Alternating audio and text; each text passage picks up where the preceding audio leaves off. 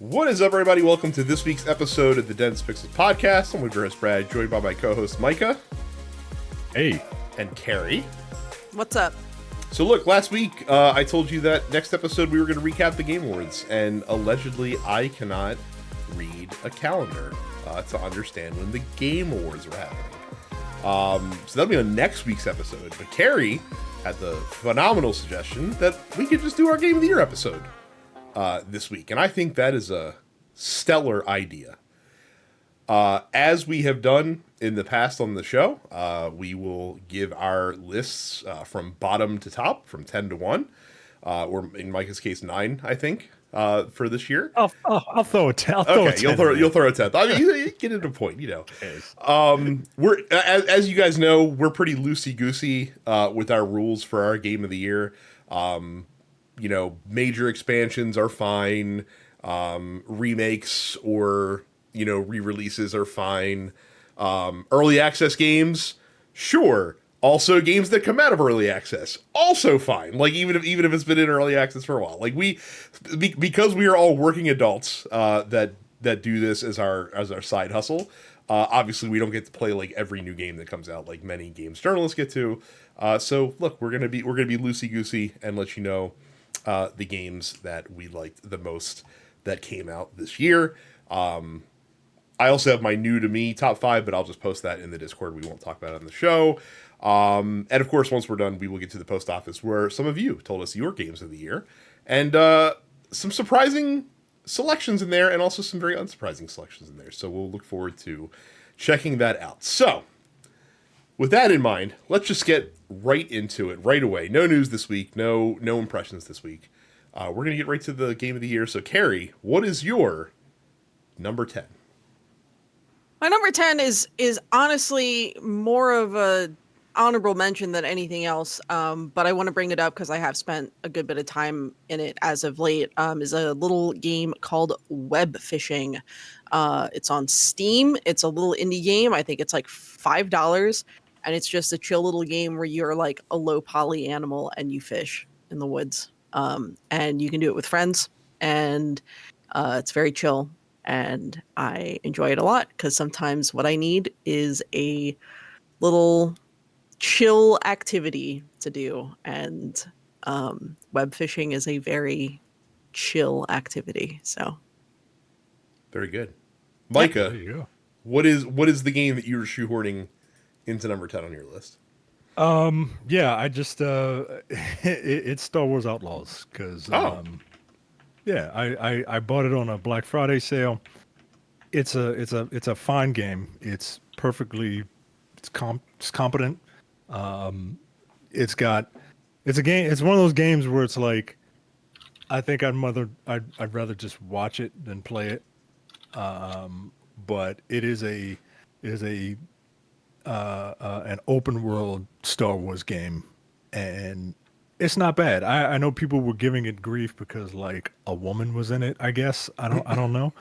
But they were also giving it grief because of some of the rudimentary stealth options. Not even options in some cases, like mandatory stealth sections. And the game, by the time I bought it, had a major overhaul because they're trying to save this game. Now, you know, if you don't want to go in stealth, you don't have to. Some of the forced stealth sections apparently have better checkpoints, and you can pretty much you can play the game the way you want to play it. So it seems like it's okay. It's not really grabbing me, which is probably why I didn't buy it when it first came out. But it's okay. It's okay. And it's one of the 10 games I played this year. That's pretty much it. So for me, my number 10 was tough. I was waffling between two games, and ultimately the one that I chose won out to like smaller indie games, which is Peglin, which I think I talked about the last episode or the one before. This is the Peggle / Pachinko combined with a roguelike game that is really just a delightful game. I really enjoyed Peggle. By the way, I watched the video about Peggle yesterday, and they mentioned the video that Peggle was 17 years old, which made me feel incredibly ancient. But it's that peg popping gameplay with like a Slay the Spire sort of motif on top of it, where you build your deck, but your deck is the different balls that you're dropping into the area that all have different abilities, and based on the pegs that you hit and stuff like that, calculates damage that you deal to enemies. Fun little game, very easy to pick up and play. It's a great time wasting game, quite honestly. Should be a game that's on mobile. Would make a lot of sense there. But that is my number 10 for this year, just edged out Mini Shoot Adventures, which I talked about earlier this year that came out. So Peglin, my number 10. Carrie, what is your number 9? My number 9 has definitely got to be Pokemon TCG Pocket, which is a game that I feel like I have put a whole lot of time into on my phone, but haven't really talked about on this show a whole lot. But yeah, the mobile version of the Pokemon trading card game is genuinely like a very good slimmed down version of the full tabletop game. But with no need to spend any actual money. But for me, as someone who does enjoy purchasing packs of cards and has amassed quite a significant amount of contemporary Pokemon cards.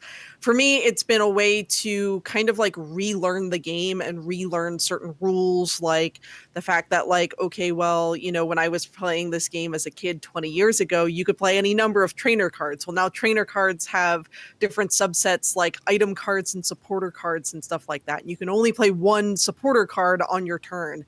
In spite of the fact that like you might have, multiples in your hand at a time, and that kind of thing. And EX Pokemon cards were not a thing when I was playing 20 years ago, but they are now. Those are very common. So that whole thing. So it's been a really nice way to relearn the contemporary rules of the Pokemon trading card game, and has very much like got the bug back in my brain to want to actually put together a tangible deck with my actual cards that I have, and try and get back into doing it, especially given that my boyfriend works at a card shop that hosts Pokemon nights multiple times a week. So I am in danger, and Pokemon TCG Pocket is part of the problem. So Very good. Micah, your number 9. My number 9 is Tales of Kenzera Zao. It says here it's a Metroidvania game, but you know how I feel about that term. It's developed by Surgent Studios, published by EA under its Originals brand.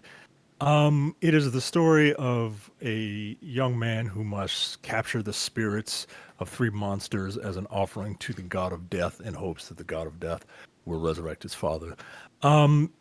Gameplay wise, it is what you expect out of a game like this. There was one other game like this that had you switching like stances from like red to blue. I can't remember the name of it, but Outland. This is Outland. This is something similar, but not quite as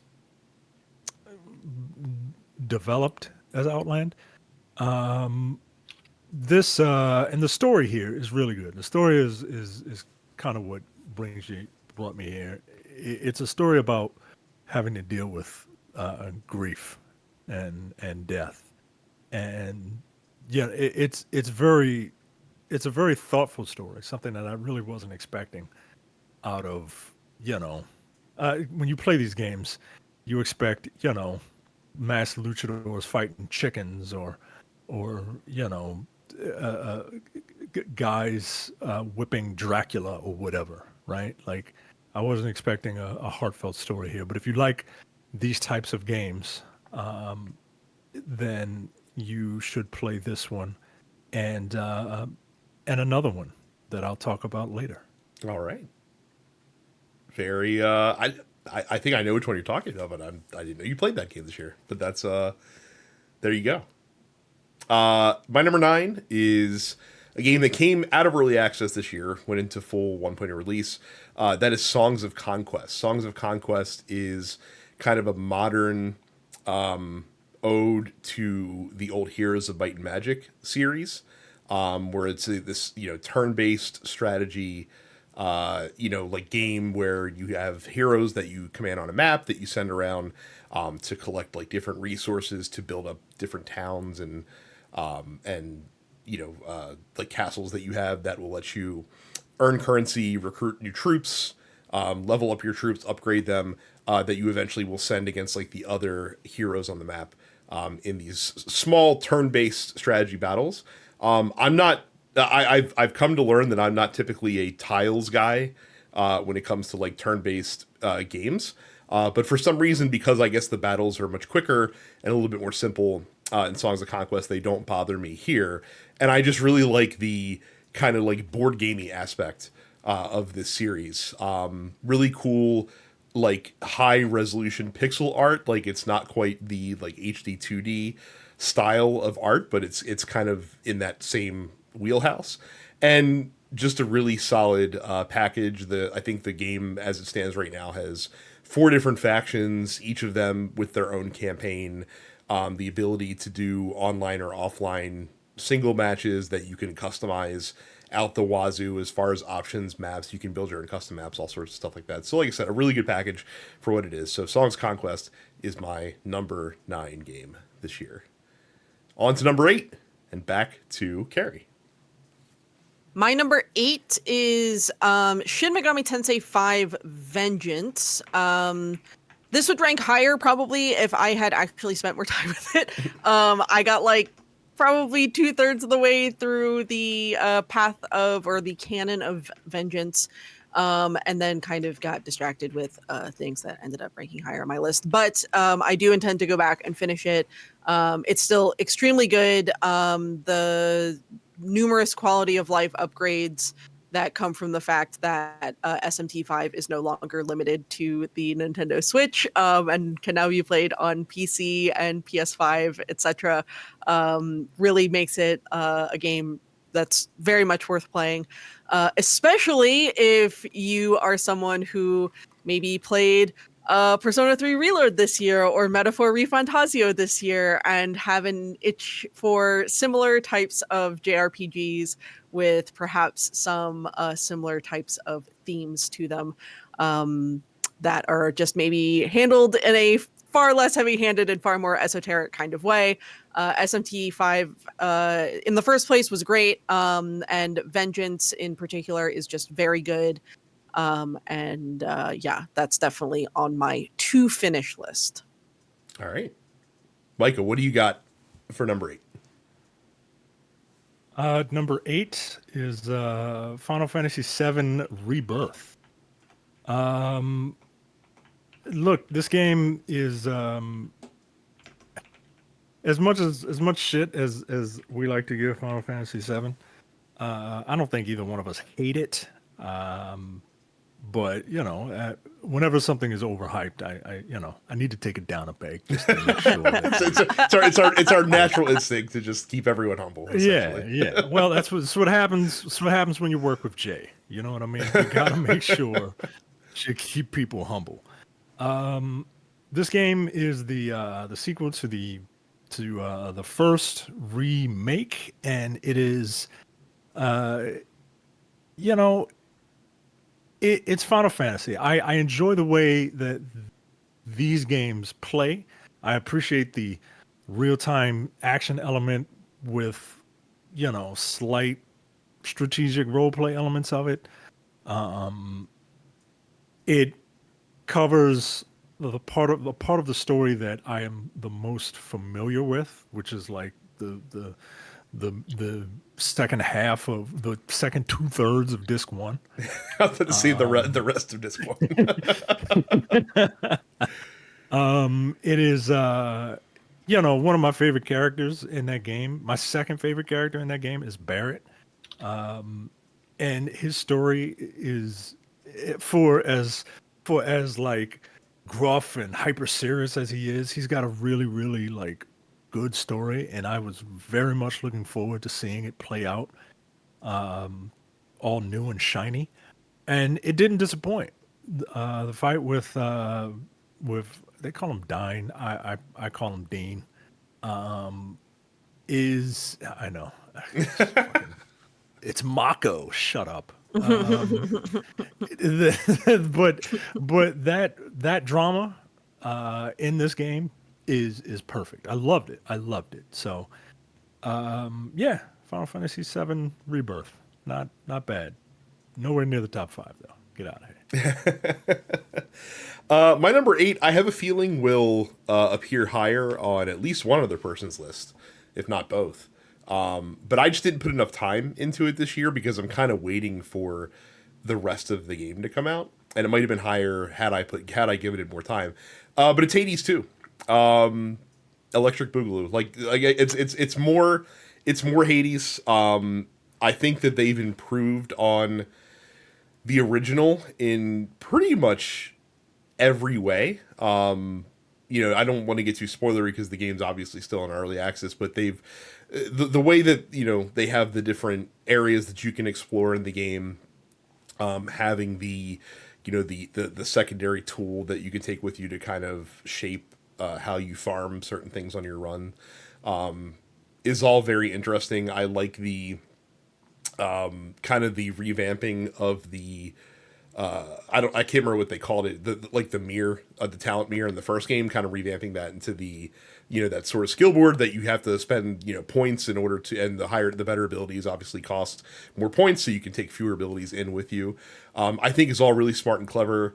Melisandre plays really differently. Melanoe? Melanoe, there we go. I don't know. I had Game of Thrones on the mind for some reason. Plays a little bit more fluid than Zagreus did in the first game. So like I said, overall, I think Hades 2 is going to ultimately be on the top of the mountain compared to those two games, because I think that Supergiant learned, kept all the things that are great, made them better, and improved on the things that were not so great. But because I'm waiting for the game to come out before I really dive into it. So don't be surprised to see Hades 2 on my 2025 Game of the Year list, is all I'm saying for next year. And again, you'll probably hear more about it on this episode, I would venture a guess. So that's my number 8. Kick it back to Carrie with your number 7. Sure. So technically this game came out like 8 years ago, but it received a massive update this year, and that would be the Stardew Valley 1.6 update, which arrived earlier this year, which added multiple new festivals, new events, new mastery system, a lot of new NPC interactions, a lot of new post-game content, tons of new craftable things, all sorts of stuff, bunch of new achievements, a lot of new quality of life upgrades. I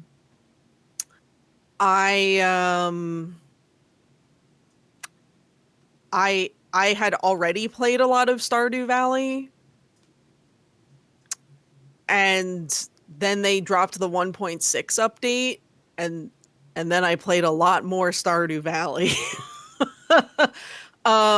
Look, we on this podcast, we know that I am no stranger and to farming sims, and have no shortage of love for farming sims, and Stardew Valley truly remains one of the best that there's ever been.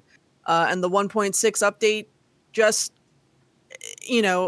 may as well have just been an expansion on the original, but it was a free update because Concerned Ape loves and cares about the community in such a way. That poor that poor bastard is never releasing Honda Chocolatier. Like, it's just yeah. It's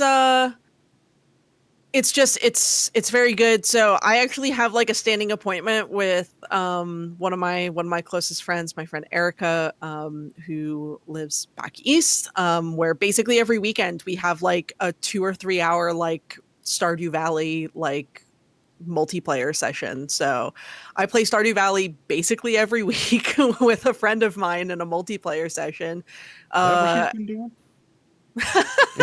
Different Erica. But yeah, Stardew remains great. The 1.6 update added so much, and just teeny tiny little quality of life upgrades of things that I didn't even consider needed those kind of upgrades. But like once they're there, it's like, oh, of course, like wow, what a lovely little thing to make better. So it's so nice that this game that has that took, I think, all of the charm of old school Harvest Moon and revived it in such a way, just continues to just be so good. So yeah, the Stardew 1.6 update is easily my number 7. So Out of curiosity, not to spoil future possible future in your list, is Fields of Mystria on your top 10 this year? yes. Okay, never mind then. I was gonna say it's very impressive that Stardew made it and Fields of Mystria didn't, but I guess we'll talk about that in a little bit. So, all right, Micah, what is your number 7? I know what people are going to be thinking, right? They're going to be thinking, you are really hypercritical about this game. Why is it on your top 10? One, because I've only played like 10 games this year. And then you'll be like, well, why is it so high? You were so critical of it. I'm critical because I care. I care a lot about it. And my number 7 is Dragon Age: The Veilguard. And What an upset having Dragon Age this low on your list. who'd have thought, right? Like I was really thinking that this was probably going to be my game of the year, but it's not. But this is a game that I can appreciate as a person that likes playing games, as a person that likes action games with light role-playing elements, as a person that is pro inclusion. I can appreciate what this game is trying to do. It plays fine once you come, but you gotta invest time in this game. And if you invest time in this game, you will probably come away with something. But comparing it to other Dragon Age games, even Inquisition, which it hits the sweet spot for me. It doesn't really compare. But I'd be lying if I said I didn't enjoy the game enough to finish it, and I enjoyed it more than the other. What are we at? 7? Mm-hmm. I enjoyed it more than the other 3 games on here. So, Dragon Age: The Veilguard. That's it. I just want to point out that through our 7 through 10s, so far there's been no overlap, and there will continue not to be. I'm not going to talk too much about my number 7, only because I've talked about it quite a lot on the last couple podcast episodes. But for me, number 7 is The Rise of the Golden Idol. As I mentioned, I do like these kind of logic puzzle games, and they're very fun to me. And Rise of the Golden Idol, again, quintessential sequel, kept what worked in the first game, made the improvements on the stuff that didn't, continued this weird story about this like ancient idol that kind of fucks everything up around it and the people that get their hands on it. And it's just a really fun time. Like I mentioned before, if you were a fan of like the Phoenix Wright games, this is probably right up your alley. In terms of like the type of environmental puzzle solving that you have to do in this one. So number 7, Rise of the Golden Idol, a fantastic sequel. Before we move on to number 6, let's take a quick break, and then we will be right back to continue our Game of the Year podcast. All right. So, like I said, unique 7 through 10. No repeats yet on the list. So, Carrie, what do you got for number Pretty 6? sure this is also going to be unique to my list. Monster Hunter Stories, which was originally a 3DS title but was ported to Switch and PC this year. This is the original Monster Hunter Stories. Monster Hunter Stories 2 was a game that when that came out, and I want to say 2021, 2022, I talked about quite a bit as well. So this is the spin-off of the Monster Hunter mainline franchise. The Stories games are turn-based RPGs that almost have like a Pokemon-like quality to them. So the first one had been a very late in its life cycle 3DS exclusive, and I'm very glad that they decided to kind of just port it to Switch and PC after quite a few years of it being limited to the 3DS, because it's very good. It's very fun to just kind of pick up and play. I had purchased it over the summer when it was on sale as like a plain game because I knew I was going to be on a couple of very lengthy flights, and got very absorbed in it because I love Monster Hunter and I love a good JRPG. So it's real good. One of those things where the story is simple, but it is so genuine and comes off with such a level of sincerity that it got me in the honey nut filios right at the end. So I enjoyed it quite a bit, and it made me want to go back and play the second one again. So I may still do that should I find the time to do that. So yeah, Monster Hunter Stories, the Switch port slash remake is my number 6. Awesome. Micah, your number 6. My number 6 is probably another one that's going to be unique. It's a game that involves patricide and filicide and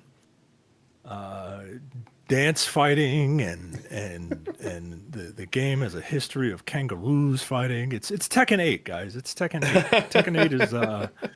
Tekken 8 is really fun. Tekken 8 is my Street Fighter's number 1 for me. Tekken is a very close number 2. Tekken is the definition of easy to play, hard to master, right? It's one of the more complicated fighting games to actually play, but if you are just watching it, it looks very, very cinematic, right? And if you know what you're looking at, seeing what people do, you can appreciate the amount of skill that it takes to play that game. This game was all about like the theme was aggression, right? And they want characters to get in your face and a lot of gameplay elements, particularly the heat system, is it's an example of that. And it is, sometimes the heat system is like, what are we doing? Like I play Steve, the boxer, and like in heat mode, like you can do chip damage, but like when Steve gets going, boy, you better look out, man. Anyway, Tekken 8 is great, and it is my number 6? Number 6. I mean, I remember last year when we did this, like we were just like, man, 2023 is a hell of a year in gaming. It's gonna be really hard to follow it up. We're probably gonna see a lull.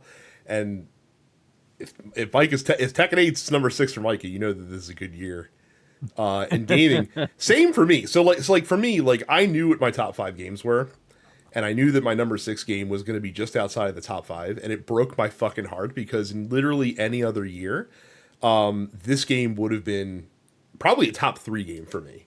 And that is Helldivers 2. A game that reminded me how much fun shooters could be, and a game that also really understood the assignment. And honestly, like, of all the games that I played this year, probably gave me like the most epic moments. Like there is really no other game that I played this year that can make you feel the way that Helldivers 2 could make you feel, having all these bugs or like Terminators like bearing down on you. hanging on for dear life as you're waiting for the last 15 seconds for the ship to come in and pick you up while you have this fucking amazingly epic soundtrack blaring like in the background as everyone's just kind of hanging on for dear life, kind of the no man left behind mentality of all the players in the game, making sure that their fellow Helldivers made it through okay. Just the ridiculous weapons like the stupidest explosions that you've ever seen in a video game. I mean, like, this is a game where you can literally set off like nuclear ICBMs halfway across the map and see the fucking, the like the giant flash out in the distance, or that you can arm like a nuclear hell bomb that just evaporates like the scenery in front of you. Just an amazingly fun game. I think this would have been higher for me if I wasn't just like solo queuing. Like, this is really a game that you want to play with people that so that you can kind of experience all these ridiculous moments together. This is a great game to watch, by the way. Like, watch streamers play it, because usually they're queued up with other people, and just like listening to the conversation and the antics that go on is a lot of fun. So Helldivers 2, it killed me to leave out of my top 5, but there are 5 games that I liked more than Helldivers 2 that came out this year. So it's my number 6. Carrie, what do you got for number 5? At number 5, it is the latest expansion to the critically acclaimed MMORPG Final Fantasy XIV with a free trial, etc., etc. Dawn Trail, which came out this past July. Dawn Trail had the monumental task of what the hell do you do after you have wrapped up a decade-long storyline in an MMORPG that's attached to a franchise as massive as Final Fantasy, that had 2 back-to-back expansions, those being Shadowbringers and Endwalker, that were both incredibly well received, with just really well written storylines that were building and building and building to this like truly like cataclysmic level, like universe ending kind of threat that like explains all of these events that had been happening over the course of all of the previous things. It's like, okay, now what? Like, now, like, where do you go from there? Well, you go on vacation. And then you find some nonsense along the way, right? So Dawn Trail had a really tough writing task, and I think largely succeeded. Ultimately, do I feel like Dawn Trail as an expansion, do I think it was as strong as Endwalker or Shadowbringers? I don't think it was, but I don't think anything could have been. Shadowbringers and Endwalker were both just like over the top in terms of like how good they truly were. And Dawn Trail had to really scale things back from there and put you as the protagonist, you as the warrior of light. You were no longer like the center of the action. You were basically an advisor to another character that was kind of going on their own journey. And a lot of people didn't really like that, because a lot of people think that the warrior of light should be just like the center of the universe at all times. And so some of the writing was a little clumsy, but I thought it was a very, generally well executed idea. I love a lot of the new characters. I can see kind of like where they are going with it. I thought it was great. I love the new setting. Taral is a very different flavor of setting from past FF14 expansions. I personally didn't really dabble in the new classes, those being Viper and Pictomancer myself, but I thought that so much of the story writing was really good, so much of the characters were really good, and so now that we have kind of like smashed the reset button in terms of like the stakes, I'm looking forward to seeing like what are they going to actually build to next. So Dawn Trail's great. FF14 continues to be a wonderful community and a wonderful MMORPG. It is truly Final Fantasy Disneyland. Dawn Trail was great, and so it lands at my number 5. Well, it's glad to see one franchise was able to move on past the finishing of their 10-year story successfully. So, Michael, what do you got for number 5? Number 5 is The Prince of Persia: The Lost Crown. This is developed by Ubisoft Montpellier. It is another 2D side-scrolling action platformer, which is the more accurate way of saying Metroidvania, with the unique gimmick of time power. So it's a Prince of Persia game. You know, they mess around with time and stuff in the good ones. And this game, while it is a Metroidvania like the other game that I talked about, this one's level design is much better. The powers that you use are more unique. Like there's one power where you can like grab an object or an enemy and put it in like a Looney Tunes black hole and then like transport it, throw it somewhere else. There's another power where you can make a copy of yourself. Like if you're standing on a pressure plate, you can make a copy of yourself, and then you can go forward, do what you got to do, and then you can instantly teleport yourself back. So there's a lot of unique puzzles in this game, as you know, a Prince of Persia game should have, and it's super fun. Platforming is tight. The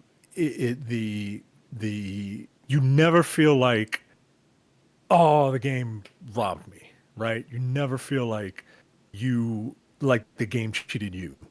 You always feel like, oh, I could have made that jump. Let me try again.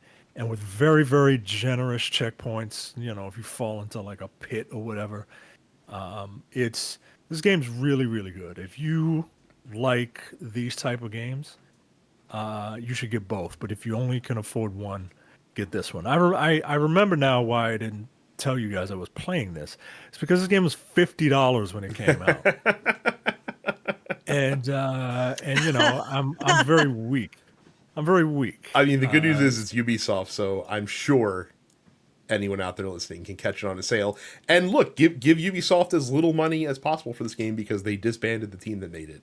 Right, they disbanded the team that made it, despite making not only the game that's number 5 for Micah this year, but a top or like in the top 5 of many other Game of the Year lists that I've heard. Yeah, man, this game's so really good, man. And Ubisoft is just stupid, man. God. So, my number 5, I think, at least as far as indie developers go, is going to be the game where you see the most like influence in the future of like indies that came out this year. And that is UFO 50, which I think is a monumental achievement in game design. I mean, like since I talked, like the game came out back in September, I played it a lot more. The games in this fucking collection are just so fucking smart. Like you would think with 50 like NES length games that you know you might get like 10 good ones and like, you know, 40 clunkers or whatever. But no, like there is obviously like not every game on this in this collection is for me personally. But every single game that I played like has quality. Like there is no garbage games in this collection. I would not be surprised of everyone that played UFO 50 for every game to be represented as someone's like favorite game out of that collection, right? Like I think the quality is so good. Again, just taking modern design sensibilities and retro parting them onto a classic style NES game just kind of shows like you don't need more than a D-pad and 2 action buttons to make like a really compelling game if you're really good at designing it. And the fact that this was designed for the most part by a really small crew, obviously over the course of like 9 years, but you know, it was not like a huge team that made this. Like this is relatively a really small thing, and the presentation in the way it's presented is also really, really cool. So this had to be my top 5. I had a really good time with it, and we'll continue because again, I barely scratched the surface of everything that this collection of games has to offer. So UFO 50, my number 5. Carrie, what do you got for number 4? I cannot believe that I am ranking this higher than you did, Brad, but my number 4 is Hades 2. Um, and maybe that has to do with the fact that like I'm in a dedicated Hades cover band, and so I just have unga bunga Hades brain That where just goes to show you how fucking stacked this game here was. That Hades 2 I mean, was yeah, so far I down my mean, list, so. literally, it's like, they came out with early access, and I'm just like, oh, Hades good. Like, yeah, look, just to like echo everything that you said, I feel like, the game and all of the updates that they continue to make to it, very balanced, very fluid, very much a natural progression um over the first game. I still have not beat the surface end Mhm. boss yet. I have thrown myself at him several times. I have I still can't do it. So yeah, it continues to be a challenge. Look, I am not ashamed to admit that I played that game on God mode because I would not get anywhere in there otherwise. It is that mode is meant for people like me who do not play roguelikes. Um, and I just need to keep throwing myself at it until I brute force my way through. But the characters are so good, the story is very good, there's still so much intrigue. Um, God, the music is so good. If you listen to my band Premium Vintage, we do plan on moving into Hades 2 music sometime probably late next year. We are going to do a couple one-off singles of the Scylla and the Sirens vocal tunes first. Those are very much first up on the docket, and I will be doing the vocals, which means I need to work on those quite a bit. Those are difficult songs to That's sing, but best tune from that game. Bart, at least that yeah, both of them are good. Coral Crown and I Am Gonna Claw Out Your Eyes and Drown You to Death are both very good songs. I do. that boss fight's also up there as far as like my favorite gaming moments of the year. Like the first time that you Oh kind of encounter man, that. So it's that whole boss fight. I love the fact. I love the featured artist and the way that boss fight can play out. It feels like kind of the natural evolution of the Theseus and Minotaur fight from the first game. But yes, look, look. It took me a long time to play the first Hades, and then I finally did. And again, now I'm in a dedicated Hades band that is playing the main stage at MagFest next month. So come see me at MagFest, where I'm going to play some very difficult material on stage for you. Also, we put out an EP. If you missed it in the Discord, go check it out. It's called Bacchanalia. We did Out of Tartarus, which is a very difficult song, so please go listen to it. But yeah, Hades 2 good. Looking forward to it releasing in full next year. Um, Look, Hades, yeah. it good. Micah, what do you got for your number 4? Number 4 for me was Like a Dragon: Infinite Wealth. Look, it's a Japanese turn-based RPG with a job system. So yeah, I like it.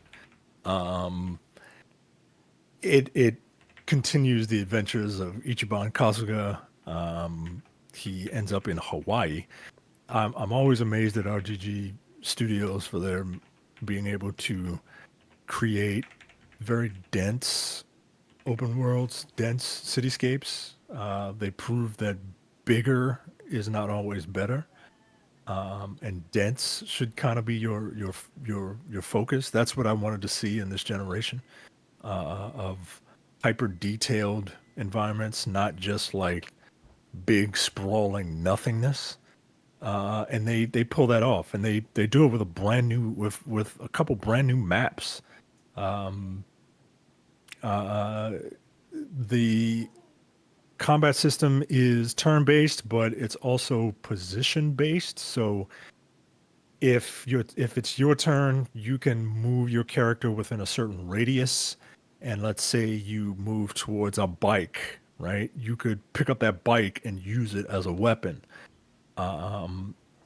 or you can position yourself behind an enemy and do like critical damage or something like that. Like it's a slight evolution to what is already um, a tried and true formula. But and yeah, look, I've been playing these games for 20 years, man. 24 years. I've been playing these games for 24 years.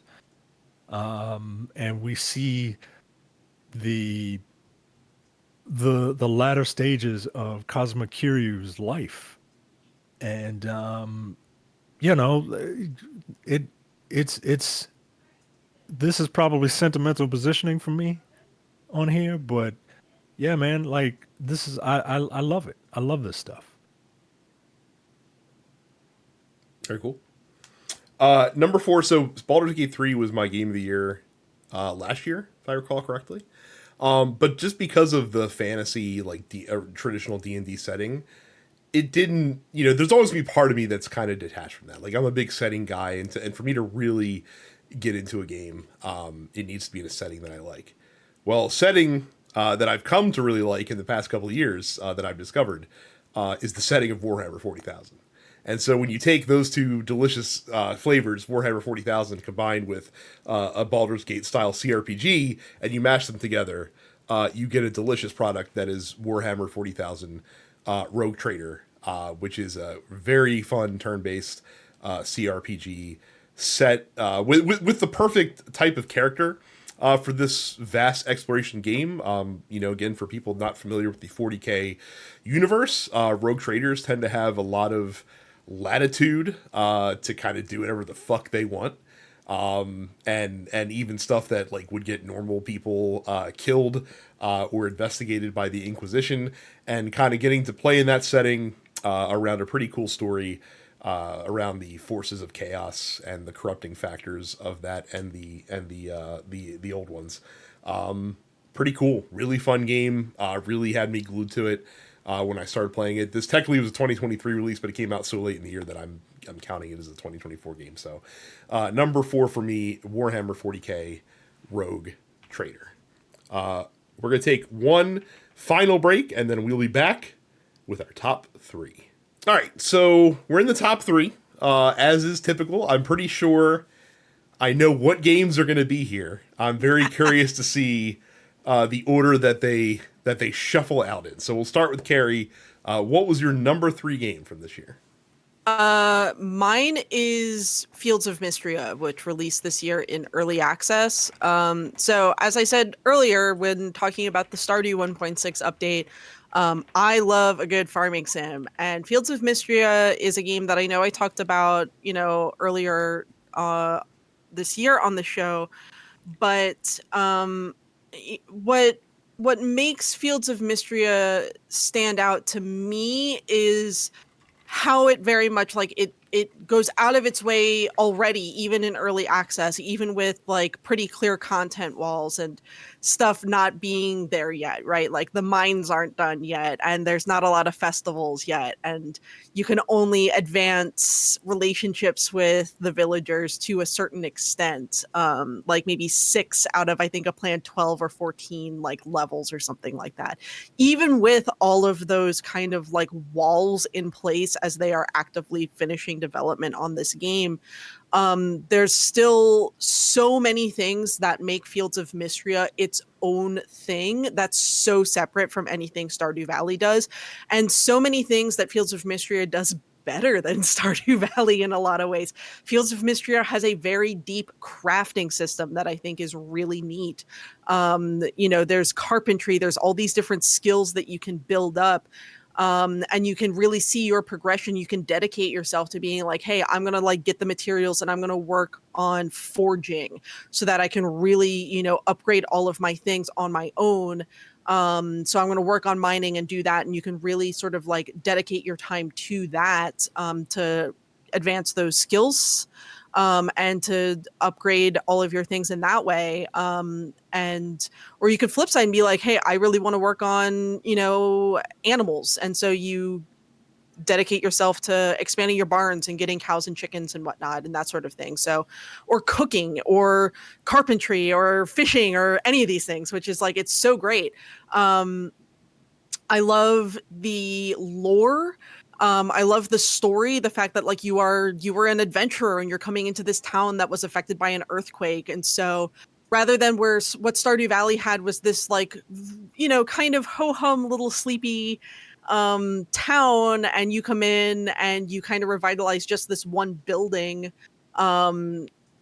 This is like, oh, well, the inn needs repairs or the shop needs an expansion. And then like you do these little things around town and you immediately reap the benefits of them. I think the characters in Fields of Mystria are not only one way more diverse than the extremely white cast of Stardew Valley. I do want to bring that up. But the fact is,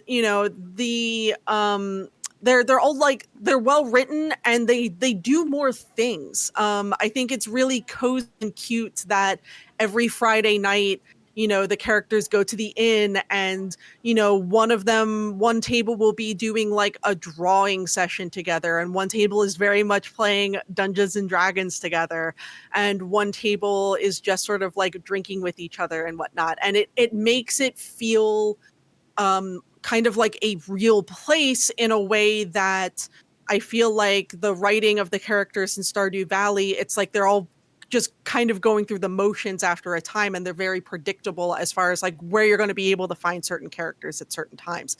That is less so in Fields of Mystria, and I kind of like that a little bit better.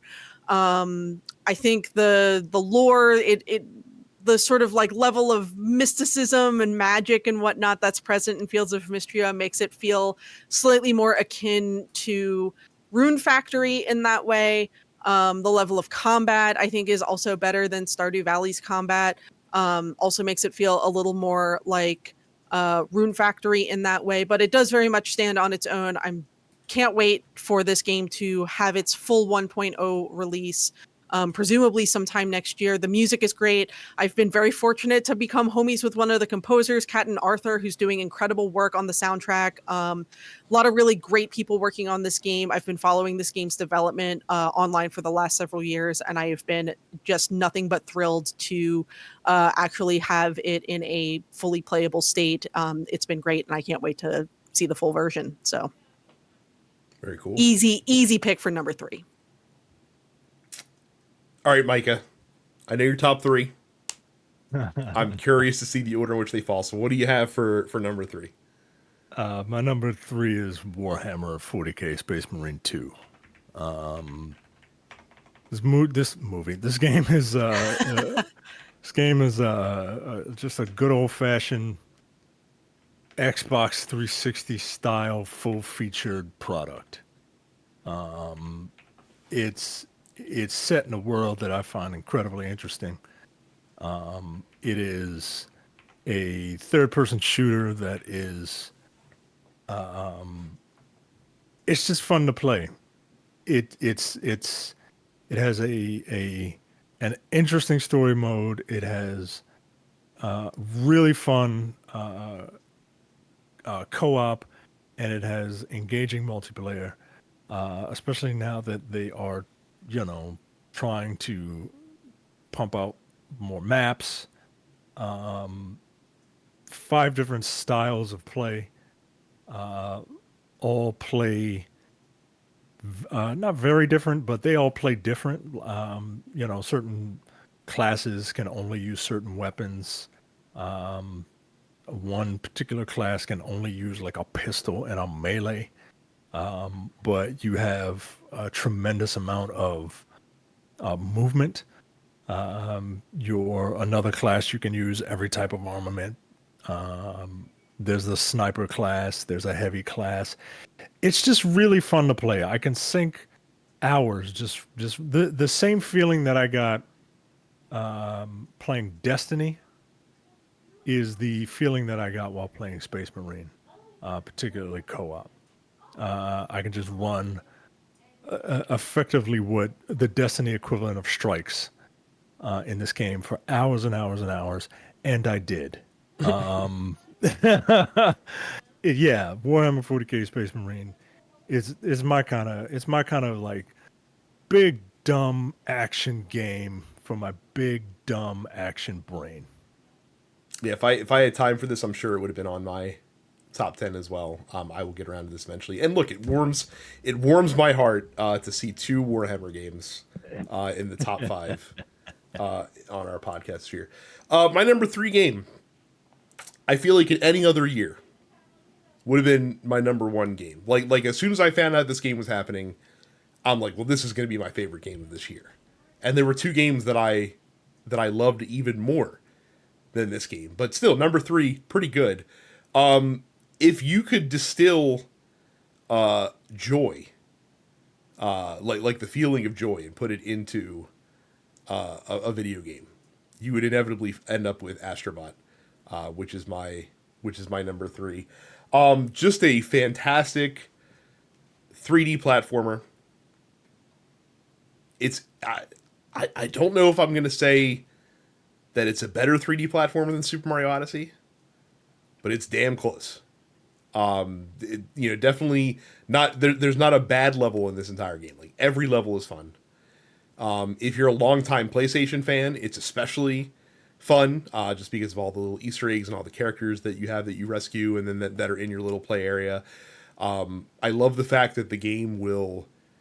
It kind of does the Mario thing where the challenge adapts naturally. Like if you just want to beat the levels, you got that. If you want to test yourself, you got all the collectibles you can find each stage. And if you really want to test yourself, you can do like the special like themed levels, the short like kind of speed running style levels. Just a fan. Like I said, I loved Astro's Playroom. It was insane that we got to get that game for free, and this is just a full version of what that game was able to provide, and it was great. So Astrobot, my number 3 game this year. Carrie, what is your number 2? It's gonna be interesting to see which is which here. I think I know the order though. My number 2 game of the year is Persona 3 Reload. Persona 3 is my favorite of the Personas, and the remake was incredible. I loved every minute of it. It had every bit of quality of life upgrades from basically Persona 5 Royal, retroactively applied to what I think is the best story in the Persona franchise. So yeah, Persona 3 Reload was great. Much as I had to kind of drag myself kicking and screaming through the episode Igus DLC, I got it done. Ultimately, Well, the story. That's not part of the main game. You don't have to. Look. Here's the thing. It is still a good story. Mediocre challenge dungeon or no, it is still a good story, and it is still ultimately,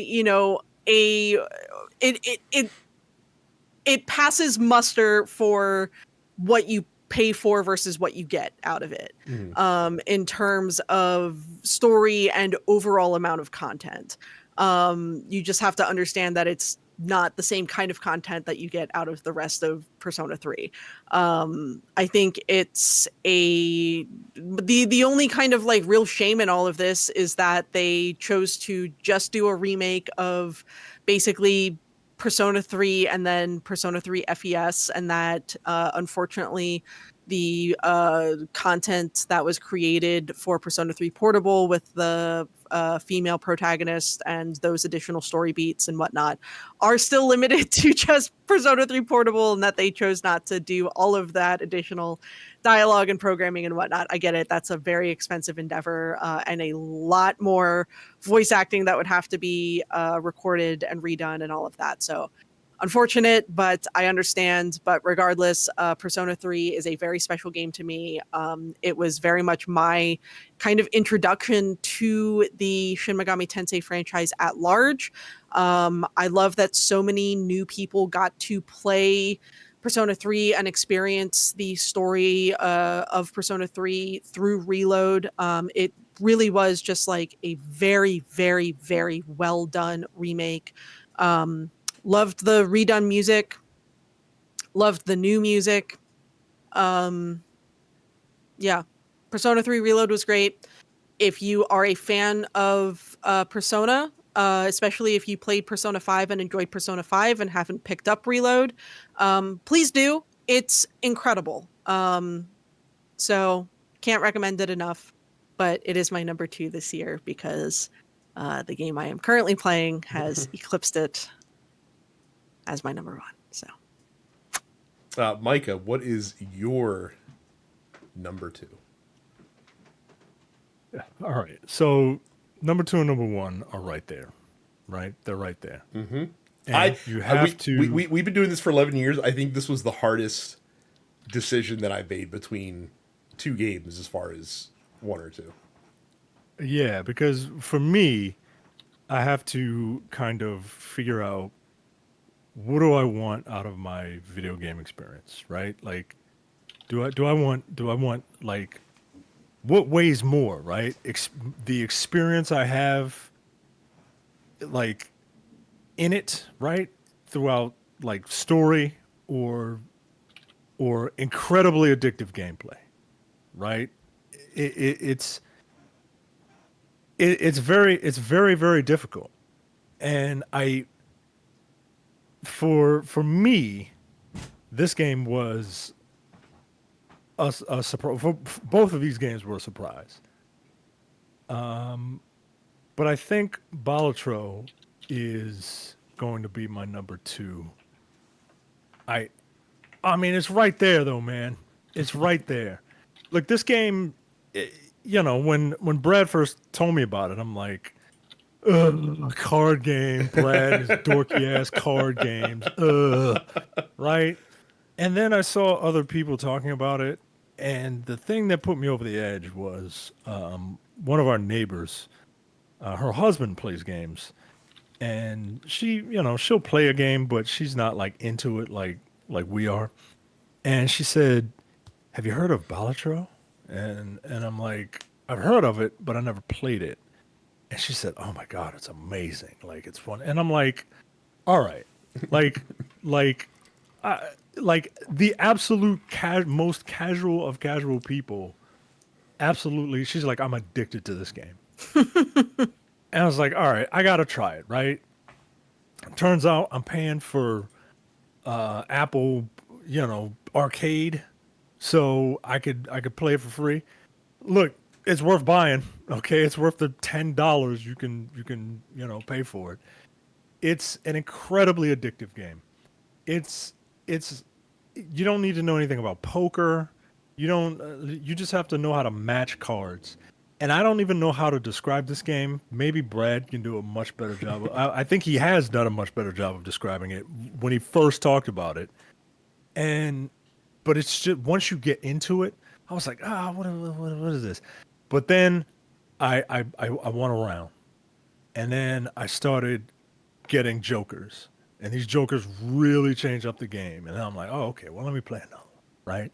Oh, well, let me play another one, and let me play another one, and it's one of those games that I feel like when people think of classic video games, like something like Tetris comes to mind, right? Where Tetris will you can always find a good time in playing Tetris. That's what this is. You can always find a good time playing this game. It's just one more round, and I it is dangerous. Like I have to play this game on the toilet at work because if I just sit there and play it at my desk, the day is gone, right? And I have to limit myself to like 20 minutes, 20-minute breaks to just play this game. It's so incredibly fun, and it really took me by surprise. So yeah, Balatro or Balatro. I heard it was pronounced Balatro, so I'm gonna call it that. Yeah, man. Look, it's my number 2, and it's not. It's number 2 by like because I have to pick a 2 and a 1, because I can't have 2 1s. So I I'm going to do my number 2, number 1 out of order, just because it makes more sense for the podcast to do it this way. Because I know what's going to be your guys' number 1, and it's going to be the show's number 1 because I've already done the math, right? So my number 1 is Balatro, and it's and what ultimately won me over is because I do. First of all, I spent more time with Balatro this year than the other game that we're going to talk about in 2 seconds. And I do agree with what Micah just said at the end there, is that this is going to be one of those games that I feel will have be like a timeless game, like something that you can, frequently come back to. Besides the addictive gameplay, besides taking a ubiquitous game like poker and making it into this really smart, really fun roguelike game that's poker in packaging only. It's not this is not, like Micah said, this is not a poker game. That's just the wrapping that's on this game. That's just your way of understanding how the game works is via poker. But also making one of the best, it's weird to call it a deck builder because it's really not a deck builder. It's more like a deck modifier of sorts. But honestly, this is the smartest run-based game that I've played. That's not Slay the Spire. This is on that level. And not only is the gameplay really fun, really addictive, having all the jokers, getting to just stumble upon the most busted builds and just gritting like an idiot when you see the fucking scores for each hand that just go out of control. Everything about this game is smart. The graphic design of making it look like, an old video poker machine is really smart. With the CRT filter and everything. I'm using that CRT filter with this game too, by the way. One of the I saw this in a YouTube video from Jacob Geller, and I'm like, God, he's right. The UI choice that Local Thunk made in when you're playing a hand and and that single hand is gets a higher score than you need to win the hand, your score multiplier catches on fire. And when it's really big, when you really exceed it, it just looks like a fucking flaming inferno. And just seeing that is so fucking satisfying. You would think having a game with just basically one song in it that just constantly plays on loop in the background as you're playing would get really old. Not when it's the best video game song that came out this year. It's not. This thing's it's just fucking great. And just satisfying. Just so incredibly satisfying, especially when you get the jokers that you need to make your Rube Goldberg, hand do exactly what it needs to do. When you build your whole deck around making single pairs and watching them explode your score counter because of how you have the deck built and the jokers that you have and all that stuff. That's why it's number 1 for me. Just because it was the best total game experience that I had this year. But as most of you probably listening have figured out, my number 2 and these guys' number 1, I can safely say, and therefore the show's number 1 game of the year, is Metaphor Refantasio. Yeah. Yeah.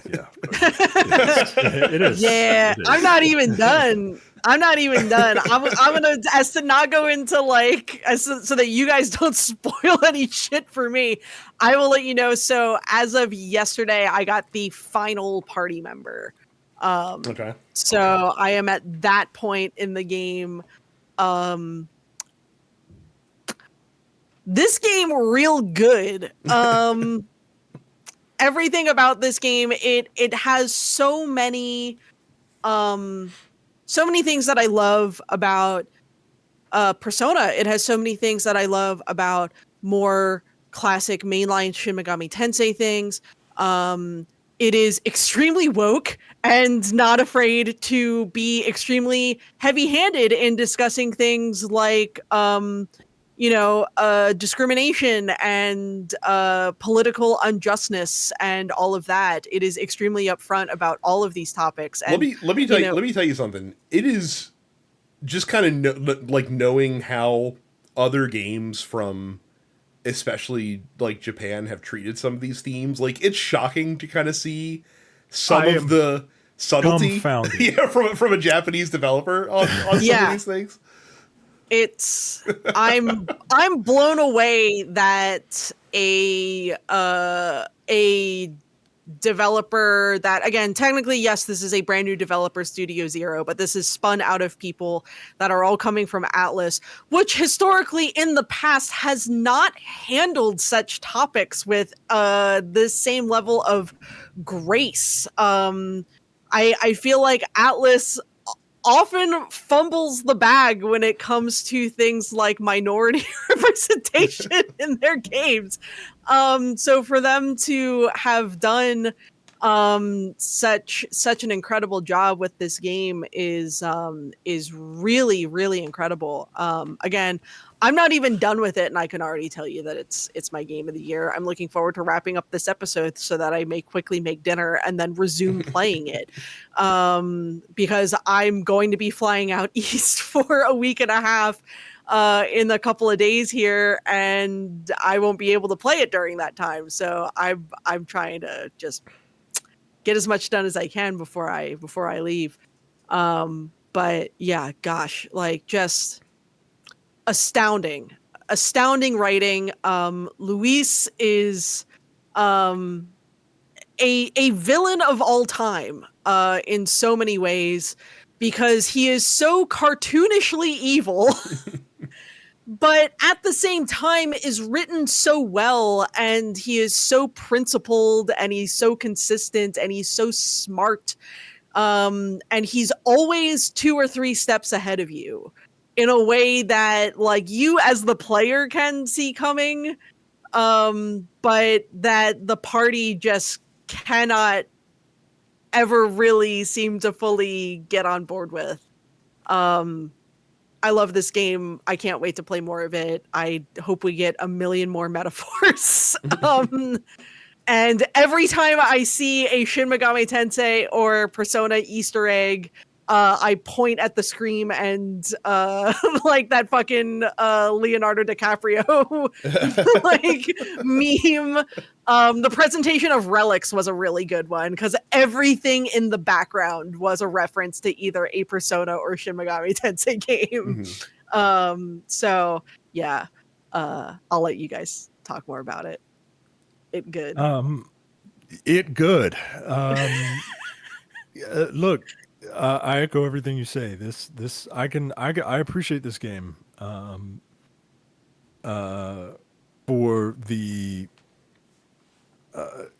subtle yet at the same time in certain situations overt social commentary that it's social commentary of the game, and a lot of people Ubisoft are afraid to do stuff like that while like using certain icon. You know, I don't want to get a rant on Ubisoft. This is praising Metaphor Refantasio. Look, this game, I was not expecting to buy this game. I really wasn't. And then I saw these reviews of people just gushing. I mean, just like going on and on and on about this game. So I said, all right, you know what? Let me try it. I didn't even try the demo. I just bought it, and boy, I'm glad I did. It's turn based.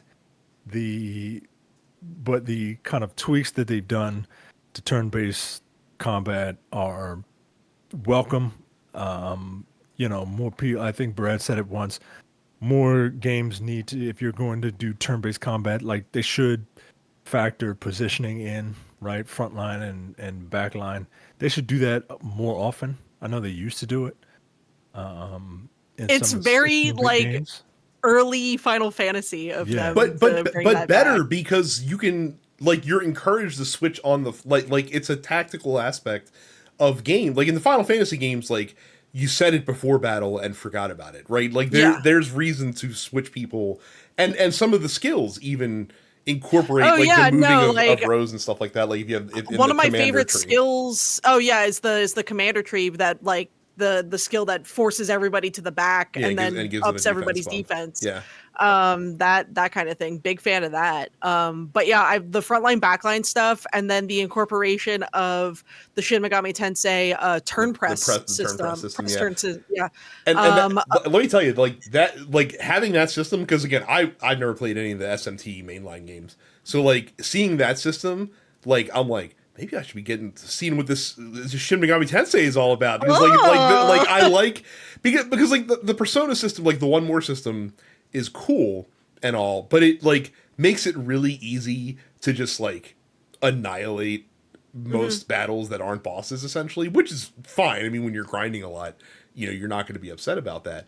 But like the combat system in Metaphor makes you feel smart. Like it makes you feel like you're like again, it's probably the most tactical traditional, you know, JRPG turn-based battle system that I've seen. And we've seen a lot of good ones lately. Like I know a lot of people like the Bravely Default battle system, the Octopath, right? system, Octopath and all that stuff. Like so we've seen some good evolution in turn-based combat. But I think this is my favorite one, just not only because the ability to build is there, but also like it's punishing when you fuck up. Oh my god! Like if you miss, Jesus Christ. If you miss or if you hit something that repels or that they can block, like you're fucked. And that's exactly it in mainline SMT. Like if you're like, man, I actually kind of want to pick up like SMT 5 Vengeance, and you go in there, it's the same system, man. Yeah.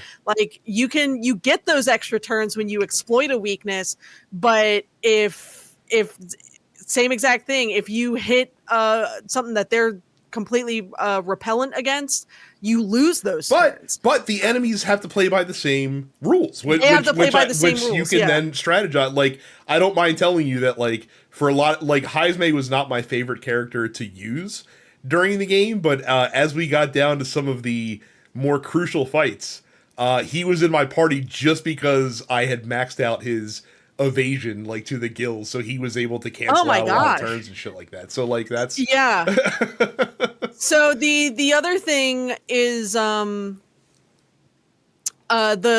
one thing that I do really like that I can't remember offhand is the ability to pass your turn and to only lose that half of the icon. I can't remember offhand if SMT 5 lets you do that, but like that is a strategy in and of itself, where if you start a round on a character that cannot do anything of note right then, whether because of like an ailment or something like that, you just pass their turn to the next person. But also if the person that's on is sitting on a half turn icon, like it's brutal, because you're just like, oh, I don't just want to throw away one of my fucking icons. Exactly. Like come on. So yeah, like I said, a lot of give and take, and for someone who's like very systems driven, that was the thing. Obviously the story is like excellent, and I was really in on the character. Like not a bad character, by the way, in the mix. Not a like, bad character. No, not a bad side story. Not a bad. All of the followers have incredible, great stories. Every single one of them, like every instance of storytelling in this. Like my first playthrough took me about 90 hours. I'm into my second one now. Oh, you're new game plusing it. Yeah. And you know, you still have to pay attention to the game, right? Like you can't just like. Because you don't keep your level, right? You keep all your equipment, but you don't keep your level, right? So I'm fighting certain monsters that are, they're obviously weak, right? Until one charms my character, and then my overpowered fucking character bashes the brains out of each other. Like, yo, what the fuck? So yeah, man, like it's still. Yeah, man, I'm so very, very impressed with this game on a systems level, on a storytelling level. Like this game's got balls, man, and I don't get that out of media. I don't get that out of media. You know, like people want to play things safe, and this is like, no, this is what this is, right? Like this guy's a fucking this guy's a despot, and we need to stop him. And he's so like you said, he's so well written. He's the perfect type of villain that like knows he's the hero. You know what I mean? And it just, man, I'm so impressed with this game, man. Yeah. I'm so impressed that I'm playing a 90-hour RPG.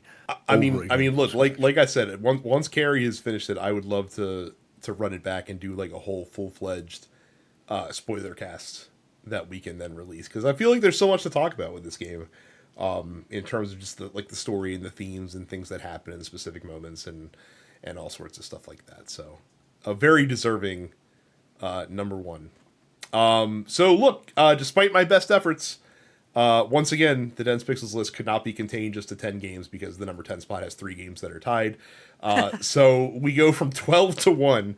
UFO 50, Prince of Persia: The Lost Crown, Final Fantasy 14 Dawn Trail, Warhammer 40,000 Rogue Trader, Like a Dragon Infinite Wealth, Astrobot, Warhammer 40,000 Space Marine, Fields of Mystria, Hades 2, and then our top 3, Persona 3 Reload, Balatro, and the Dense Pixels Game of the Year, Metaphor Refantasio. Good list, good year of video games. That's a hell of a list. Look, I just want to point out for the 3 of our top 10, 26 unique games that are on this list. So that's the kind of year that it was, and also the variance in our various tastes as well. But but even taking like variance in our taste into account, we do typically have a little more overlap than and also too, like this might be the most disparate. Mine and Micah's lists have been like top to bottom in a single year, because he and I are the ones that tend to butt heads the most as far as like the same type of games with different positions. So yeah, you've evolved now that you've left us. That you've left us console plebes, you've evolved, and I'm still basic, but that's fine. Very quickly, densepixels.com/fans to join our Discord so you can post in the post office where I asked you guys to list your favorite games of the year. Cam says, I didn't play a lot of new games this year, so here goes. Number 1, Vampire Survivors. I know it technically released on PC a long time ago, but it just came to PS5 in August, so I'm the best kind of correct here. True. Which is technically correct. Yeah. Number 2, Balatro. Goddamn, this game is fun as hell. Number 3, EA Sports College Football 25. Look, all they had to do was recreate the feeling of the old games, and they nailed that. And number 4, WWE 2K24, the War Games match mode is fun as hell. Those are all the new games, but he says Metaphor is on the docket at some point. I'll be curious to see where he ranks that after he plays it. C. Kent, number 1, Baldur's Gate 3. Number 2, Cyberpunk. Great game if you don't pay full price. Hell, shit. Even if you do nowadays, it seems like it's come a long way. Number 3, he has 2 games listed, Pacific Drive and Planet Crafter. Pacific Drive I'm aware of. I don't know what Planet Crafter is, so I'll have to check that out. Number 4, Lord of the Rings Return to Moria. I believe that was a remake of the old Lord of the Rings game. And number 5, Call of Duty Black Ops 6. Took a 3-year break and then came back, and I'm really enjoying this entry. Look, I gotta tell you, I've been watching some people play some Black Ops 6 multiplayer.